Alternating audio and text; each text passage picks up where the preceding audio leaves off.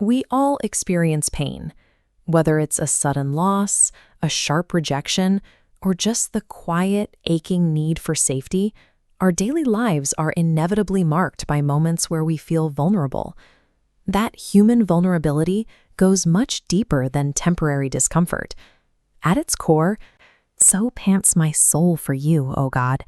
My soul thirsts for the living God. But when that pain hits, it triggers an immediate crisis. We enter a split-second window of impulse, driven by a visceral urge to immediately solve, fix, or numb the pain without stopping to think. To visualize this process, we can look at a map of the human heart. Stage 1, at the bottom, is our need and pain.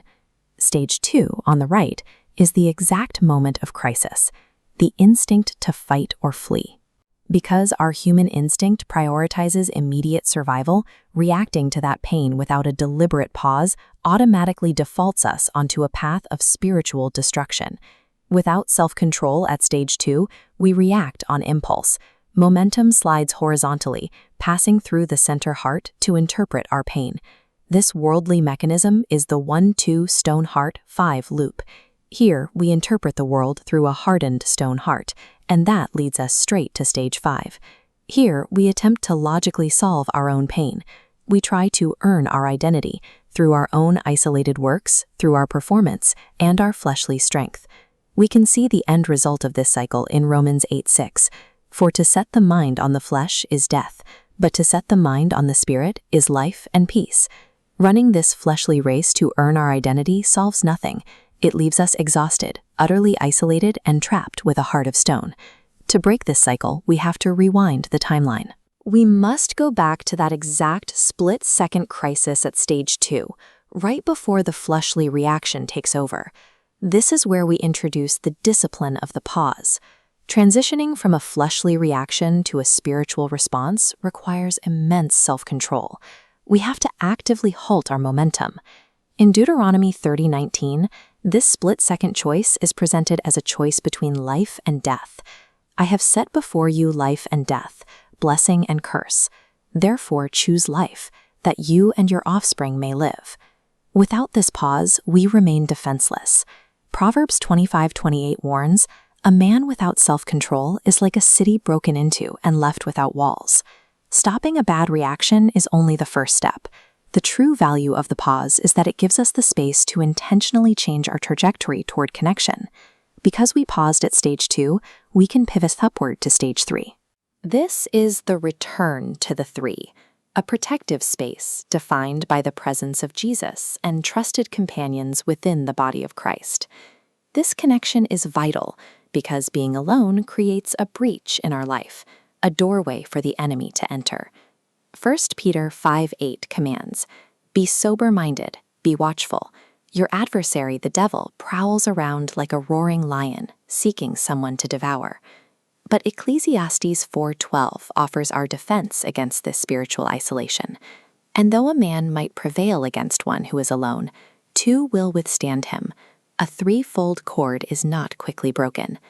Within this protective community, we find Jesus.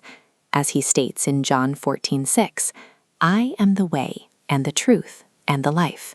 No one comes to the Father except through me." Choosing to return to this community at stage 3 is how we move away from isolation and toward transformation. Moving through stage 3 leads directly to the very top of our spiritual axis, stage 4. Stage 4 is the camp of great joy. Here, identity is never earned through works. We simply rest in the truth of 1 John 4:19. We love because he first loved us. This establishes the great order of grace. The Father's love flows down a vertical axis from stage 4, directly through the center heart, serving as the anchor of our lives. And right at the center, we see the fulfillment of Ezekiel 36:26. "And I will give you a new heart, and a new spirit I will put within you, and I will remove the heart of stone from your flesh and give you a heart of flesh." As the heart is repeatedly soaked in this descending love, it is transformed. The difference between the fleshly system and the heavenly one is the structural transformation of the heart's nature from stone to flesh. This living water flows all the way back down into stage 1. It stabilizes our identity, so we no longer act as orphans. Instead, as Romans 8:15 promises, we receive the Spirit of adoption, by whom we cry, Abba, Father. With our identity secure, we finally reach the true destination of the grace order, the +5 stage. This sits entirely outside the fleshly loop as the verification of our fruit. Galatians 5 tells us, "But the fruit of the Spirit is love, joy, peace, patience, kindness, goodness, faithfulness, gentleness, self-control." This fruit grows naturally and effortlessly from our newly stabilized identity. The law order foolishly attempts to reverse this process, using performance to try and earn a new heart, an impossible task. The great order of grace first connects us to the Father's love. It transforms our heart and then allows that new heart to naturally produce fruit. And this entire divine sequence begins the moment we have the courage to pause.